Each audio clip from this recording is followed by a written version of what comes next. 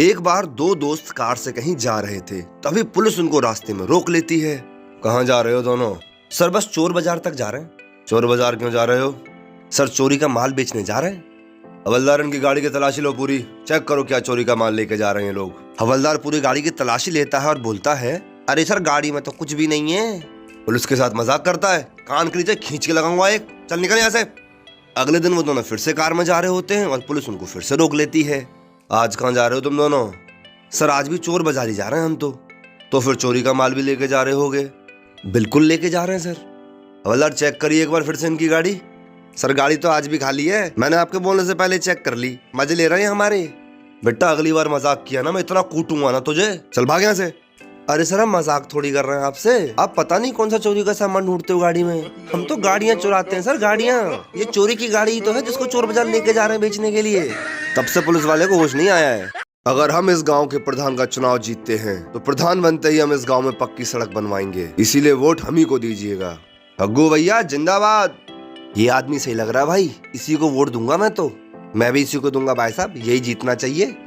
Finally Thaggu भैया गांव के प्रधान बन ही जाते हैं, लेकिन जब प्रधान बनने के 6 महीने बाद भी उन्होंने सड़क नहीं बनवाई तो गांव के लोग धरना देने बैठ गए।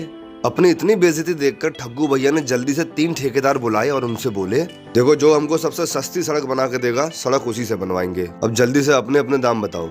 सर 20 लाख रुपए लगेंगे इसके। तुम बताओ भाई। सर मैं मात्र 15 लाख रुपए बना दूंगा सड़क। ये भी थोड़ा ज्यादा ही है, तुम बताओ भाई कितने लोग हैं? सर 35 लाख रुपए से 1 रुपया कम नहीं। अरे भांग खा रखी है क्या तूने? इतने पैसे किस बात के? अरे सर मेरी बात तो सुनो, 35 में आप मुझे फाइनल करो, 15 में मैं सड़क इससे बनवा लूंगा, बचे 20, 10 आपके 10 मेरे। अब तो सड़क तू ही बनाएगा, तुम दोनों निकलो भाई यहाँ से, चलो।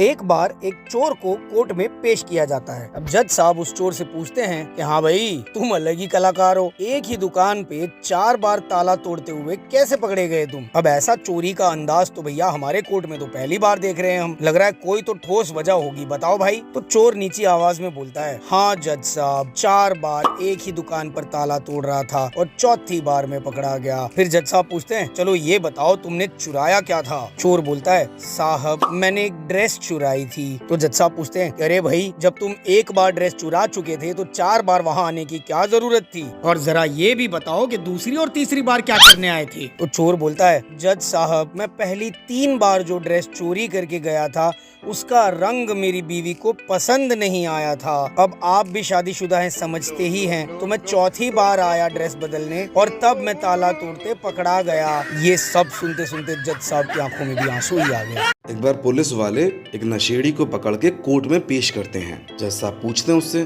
क्या कर रहे थे तुम? क्या जुर्म किया है तुमने? अरे जज साहब ये लोग मुझे गलती से पकड़ लाए, कुछ गलतफहमी हो गई है इन्हें, मैंने कुछ नहीं किया। अरे जज साहब मैं तो खाली शॉपिंग कर रहा था। अच्छा शॉपिंग करके सामान लिया होगा तुमने बहुत सारा और वहां से भाग गए होगे तुम, पैसे तो दिए नहीं होंगे तुमने, पी के धुत लग रहे हो और बिना पैसे दिए की गई शॉपिंग को चोरी कहते हैं, चोरी की है तुमने। अरे वही तो जज साहब, आपको भी इन लोगों की तरह गलतफहमी हो गई, चोरी नहीं की मैंने।